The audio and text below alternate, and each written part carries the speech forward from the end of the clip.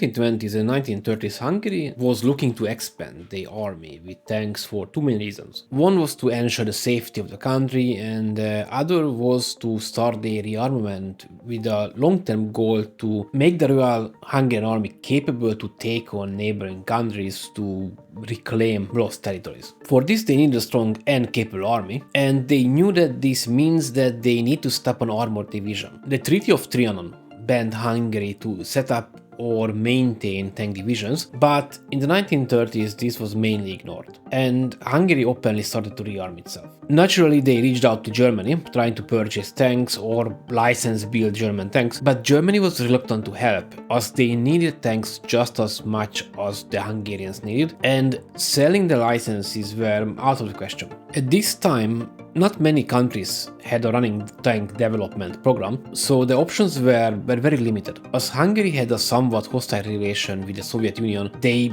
did not even try to reach out to them, and while Romania was able to strike a deal with France to purchase tanks, this was not an option for Hungary. Some manufacturers from Great Britain were open for a conversation, and Hungary even managed to buy a few Carden Lloyd tanks, but other than this, nothing came out of it. Interestingly, Italy and Hungary had a fairly good relationship, and Italy was more than happy to ignore together with Hungary the ban on tanks as part of the Treaty of Versailles. They engaged in a conversation, and as an outcome, in 1934, the Hungarian army tested one of the CV-33 Italian tankettes. Although these tankettes were lightly armored and armed, these were perfect as a start to establish an armored force. Hungary put in an order for around 150 of these vehicles, and these were delivered in the next 2 years. They entered the Hungarian ranks as 35M FIAT Ansaldo. On delivery, they were all armed with a 6.5mm FIAT Revel machine gun, except two of them.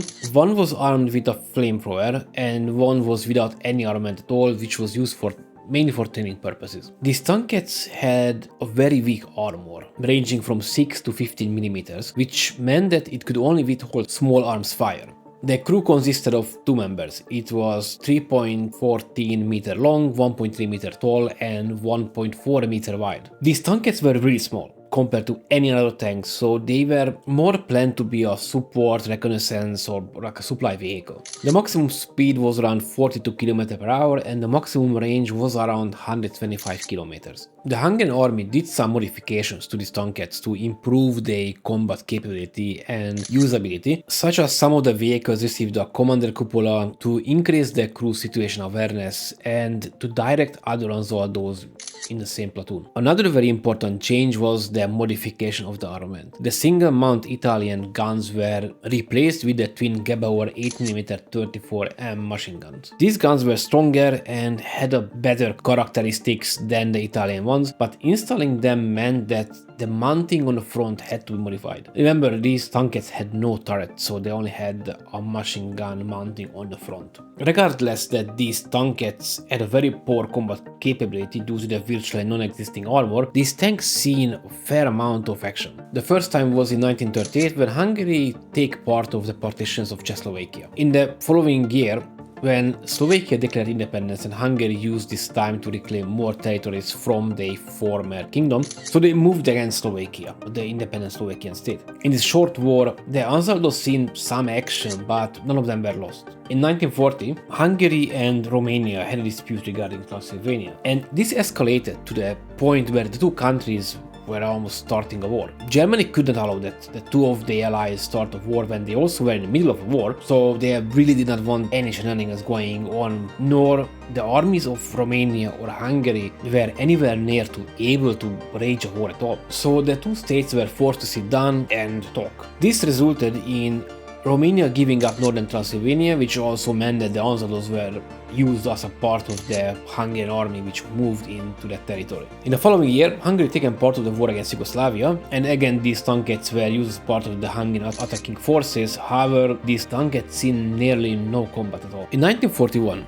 when Germany started the war against the Soviet Union, Hungary also taken part in this. The 35M Ansaldos were allocated to the army group that was given the task fighting the Soviet forces. During the advance of the armored division, the long drives, the poor road, and the not up to specs maintenance caused many breakdowns. Here on the Eastern Front were the first, to be honest, the last large-scale combat operation of these tankettes happened. The attack of Gordievka by a company of 35M tanks ran into immediate trouble due to the terrible road conditions which bogged down many of the vehicles. These stuck tanks were then shelled by Soviet artillery. Engine stalls also plagued some of the 35M tanks, forcing the crew to exit the tank to restart the engine, making them vulnerable and leading to many deaths. The 1st Cavalry Armored Battalion suffered heavily in this failed attack. They lost 12 vehicles and their crews, including 2 platoon commanders. Only 1 platoon escaped by retreating after seeing the devastation in another 2. A 2nd company of the 35M tanks also took losses, leaving them just with 6 operational Ansaldos. In November, the unit was called back to Hungary, and at this point almost all of the Ansaldos were lost. This proved to the Hungarian leadership that these tankettes were obsolete and they are only good for the police wars or secondary tasks, but not for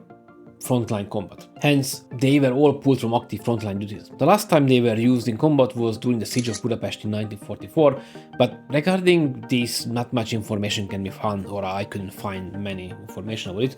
So how they performed or what they did, it's very little known about it. But that's about it. Thank you for watching my video and see you in the next one.